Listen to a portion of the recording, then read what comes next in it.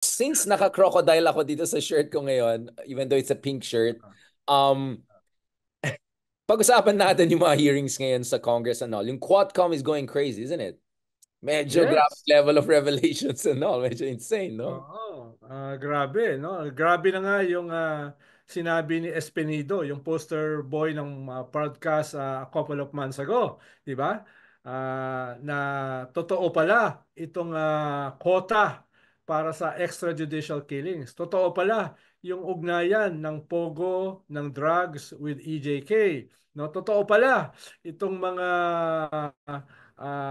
criminal elements within the Philippine National Police. Sabi nga niya, the biggest criminal organization is the Philippine National Police, no? Hindi mo aasahan yan during the time of Duterte dahil ito sa Espinido ay poster boy nung Tokhang. Pero ito, no? Uh, I cannot imagine anyone calling the Philippine National Police noon or ngayon as the biggest criminal organization, no? Pero hindi pa natapos doon. Lumabas pa itong mga bagong testimony tungkol doon sa mga pinapatay daw ni President Duterte sa loob mismo ng kulungan, sa loob mismo ng penal colony. At nagpasalamat pa daw yung presidente doon sa mga nag-implement na yun at ang ginamit na salita ay ginawang dinuguan, no? Ginawang dinuguan, no?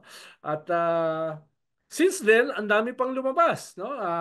Katulad dito, no, yung killing ng isang police general na board member ng PCSO. Nakita ko pa yung video noon eh. Nung nangyari yun, more than 2 years ago. Nakita ko pa yung pagpatay sa kanya eh. Tapos ngayon, yung mga pumatay, yung mga nagpapatay, ay umaamin ngayon in a quad hearing. So mukhang nagsisimula pa lamang itong mga expose na ito dahil sa libo-libong napatay, tingin ko marami pang ibang tetestigo, no? Pero And tuloy-tuloy yan after di ba, hearings can continue even if mag-break yung Congress, di ba?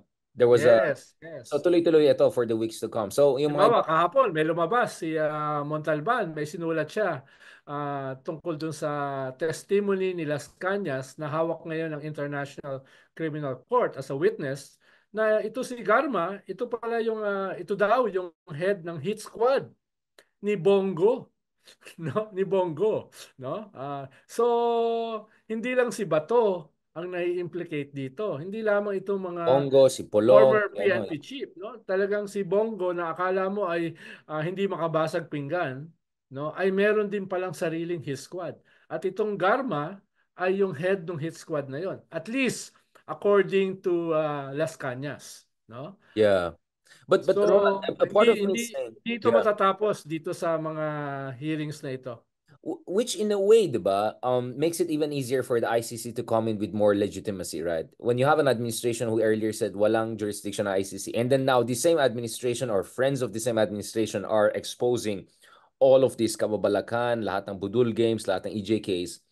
Once the ICC warrant comes up, by that time, the legitimacy is settled, diba? Kasi sabi niya, we have proven with our own institutions that talagang grabe yung ginawa ng mga tao. So, don't be surprised if we allow ICC to issue the red notice or if will be open. 'Di ba? Parang it makes sense, 'di ba? Na just Yes.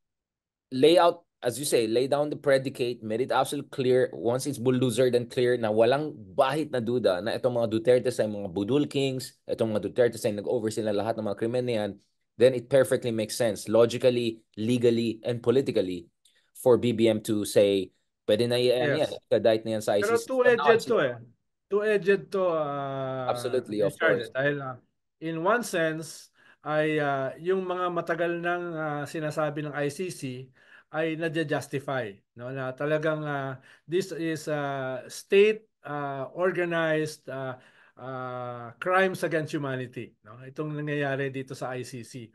Pero at the same time, pwede kasing sabihin ng iba, dahil lumalabas na ito ngayon within our legislature, within our judicial system, may mga kaso ng isasampa.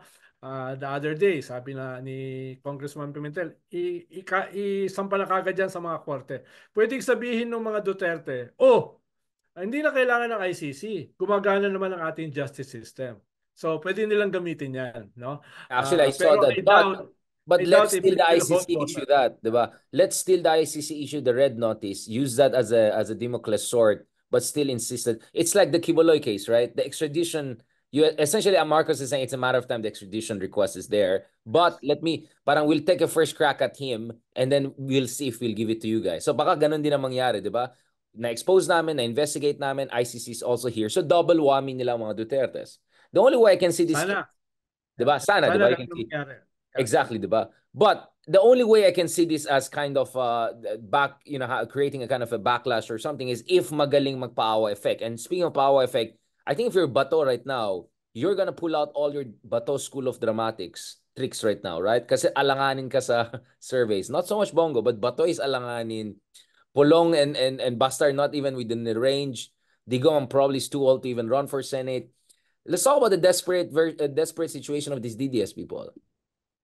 Yes, halimbawa, itong mga latest survey, si Bato is number 12, si Digong is number 11, no? So, kung ikaw ay opposition, wala ka 7 sa to 11. So administration. actually marami siyang katay. Hindi siya sigurado sa top 12. Oh, pero delikado 'yan, ha? Delikado 'yan dahil for a long time si Digong nasa top 3, top 4, di ba? Ngayon ay nandoon siya sa last 2, di ba?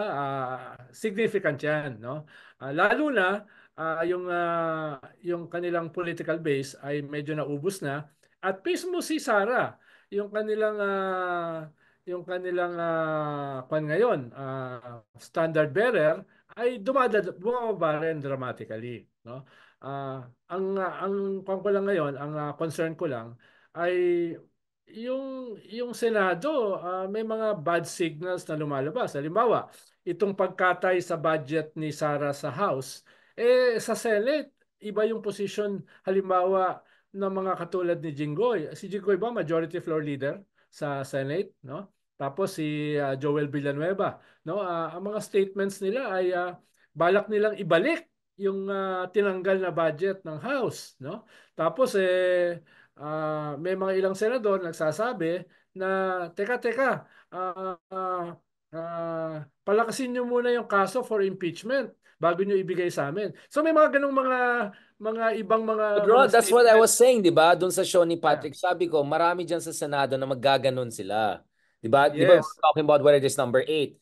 And then I said, okay, Yeah. sa graceful, maybe I will accept your version. But my version is you have enough of Villanueva and Jingois and all who want to play both sides, who you cannot rely on to give you the votes, 17, 16 votes to get the impeachment through. So, look at it. This is what I've been saying, Ronald. May mga ganun type eh. Yes. Pero Tinulungan halimbawa ng si admin, pero ngayon nagsisave sa mga Duterte. Pero ako hindi ako masyadong concerned kay Jinggoy. Yan din yung position niya nung corona impeachment eh.